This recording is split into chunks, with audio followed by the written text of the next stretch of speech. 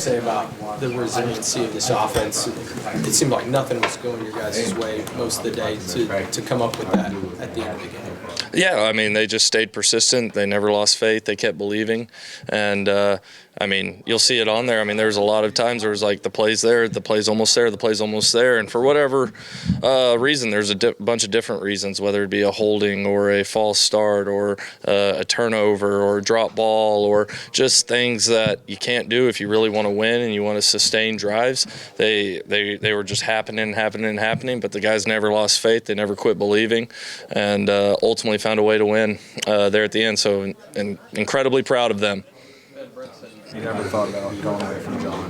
Just what does that say to keep having confidence and belief in him despite some of the mistakes that he made? What does it do for a player like him in a big moment like that? Yeah, I mean, I'm pretty sure whenever we sit in this team meeting that everybody in this room, in this building, has the utmost faith in John Matan. And John has a short memory. Whenever something bad happens, he's quick to wipe it, and he'll do that over and over and over again. But he's the ultimate competitor. The play that sticks out in my head is that first interception.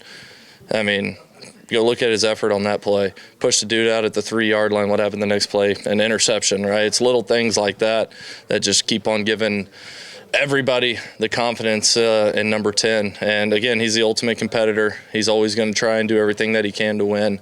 So I'm just proud of him every which way. What's your role in that, though? To keep, is John just so self-motivated, even with 3 picks, he's not sweating it? Or do you have to constantly remind him, you're the dude, you can do this?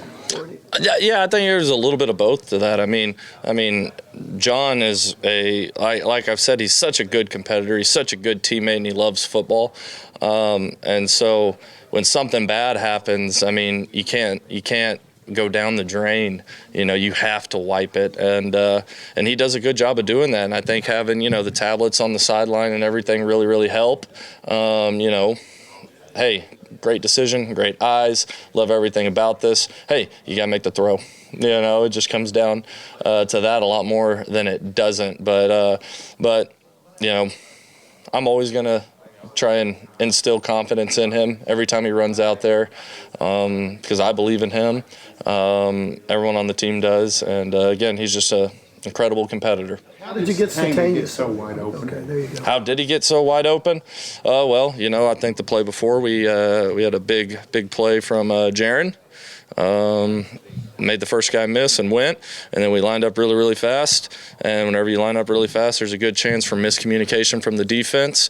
Everybody did a great job of getting lined up quick, running down the field. John, unbelievable job of seeing the field. Isaiah, great job staying up the seam, put it on him, and that's how. Coach, you appeared to be pretty emotional when that game ended down there on the field. What all was going through your mind when that game went final? I just think about these kids, and I've almost been here for one whole year. I think I showed up on like December 2nd or 3rd, and I just think about those young men and those players who were here that are still here, and everything this last year has happened, and everything that we've gone through, and all the team building and all the good times and the bad times. Like it's just special. I think about the kids that sit in this room, and they made a decision that they were going to be hard to kill, and those guys just keep on showing up and competing their butt off. So I'm happy for the staff that I get to work with, but most importantly, I'm just happy for these kids because they're a special bunch, and they deserve everything. And so, we got to keep on working. They know that, and I'm just proud of them. You kept telling us that Dion just kept being consistent and staying ready. Just what did that? How big was that touchdown for him? Oh man, it's huge, and that's a culmination of weeks of consistent practice and just getting better and keeping his head down and working. I mean, it was huge. It was so awesome to see. It was awesome to see his emotion on the sideline, how much it meant to him, how much it meant to a bunch of guys around him. It was just awesome. So, he ran that play exactly how we coached it, and I loved watching the transition from the practice field go to the game field. Him and the O-lineman and Jaron Canick's block on that play was so huge, and everything about it was awesome. So I'm really happy for Dion in that moment, man. Ben, you don't have a lot of things going in the first half, and you just kept. I just imagine you have to keep going, don't you? I mean, talk about your mindset going into the second half when you came back from the first half and you probably didn't get what you wanted in the first half.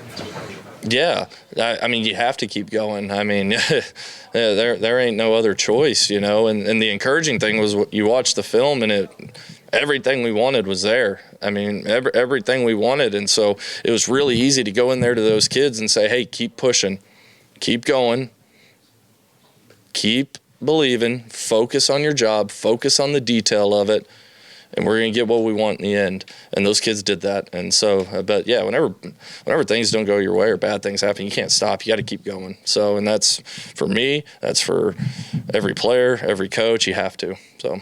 The screen to Burks where he scored, was that a LSU look you were waiting on to call that play, or why was it so wide open? Yeah, well, how the game had been going, they had gotten to where they were playing some man coverage and bringing pressures with it on that exact play. They brought cover 0. So cover 0, they're bringing humans. There's nobody else. If you get through the front line of it, there's literally nobody in. So it's awesome job by John getting the ball out. Great job by Dion making the play. Huge block by Jaron. And, it's really cool whenever the O-linemen get to run out there and there's nobody to block. So that's cool. What does it say about Fabechi that he was ready to essentially be your emergency center and do that at a high level? I mean, it's who he's been this entire time. Just always ready whenever he needs to step up, ready for his moment. He is a true leader on this offense. And he was so awesome all week. Whenever we told him on really Sunday, hey, you're probably going to have to play center this week, he showed up on Monday ready to roll. I think he had one errant snap all week. So I had a lot of confidence in him going out there. Unbelievable job communicating, unbelievable job leading, played his butt off. I couldn't be more proud of Fabechi. Yeah, I asked Brent about did he consider going to the bullpen with the tough night that John was having. You just said that nobody lost belief in him. Can you kind of describe what goes into that process and how you play that out during a game when a guy is struggling like he was to move the football, and why you stuck with him? Yeah, I mean, it's just a culmination of everything that he has done in the year that he's been here, from the work that he's put in, the relationships that he's built, the consistency that he has built. I mean, he's an unbelievable competitor, and he wants to go win the ball game. And so I'm proud of John. I'm proud of how he shows up every day, and even whenever there's bad, he always finds a way to respond. And so I'm proud of that. I guess redeeming at the end or fulfilling at the end kind of made you look really smart by not pulling with the 2 touchdown passes. I wouldn't give me any credit on looking smart right there. I mean, the guy, I mean, kids played hard and they executed and found a way to get the ball in the end zone. And it's not only that you had to move Fabechi to center, you had to put Foje, who started at tackle, to guard. So how did the makeshift offensive line, in your opinion, work throughout the game? I thought they did a really good job. I thought there were some unbelievable times in the run game where we broke out into the open. They did a really good job of pushing the pile in a lot of moments. And so at the end of the day, especially this late in the season, a lot of people are banged up. You have to figure out a way. You have to find a way, and our kids put their head down. They worked, and they figured out a way. So I'm really proud of that group, just the work that went into this week and the game they played today. Ben, this is a team that's very likely headed to the college football playoff. When you got here in December last year, is this where you envision you'd be right now? Yeah, I didn't come to Oklahoma not to be in these moments and in these situations, and with a leader like BV and a defensive staff and defensive mind like BV and the players that we have in this building, and then the coaches that we have on offense and the kids and the belief and buy-in that I've seen from them the entirety that I've been here. Yeah, to be in a position to have this opportunity, present itself, I think is incredible, and it's why you come to Oklahoma. Ben, we heard all the way back in fall camp that Isaiah was super reliable. To see him sustain that throughout the course of the season and do it tonight on top of it, just what does that say about him and what does that mean? I mean, really. Yeah. Do you think we were lying to you? No? Okay. No, he everything y'all see on Saturday is who he is all the time. to his process, how he takes care of his body, to how he is, film study, and I mean. He is a really good football player, and he's a really good human, and he's a really consistent person. And so that's what you see on Saturdays. Appreciate y'all. Boomer. Thank you.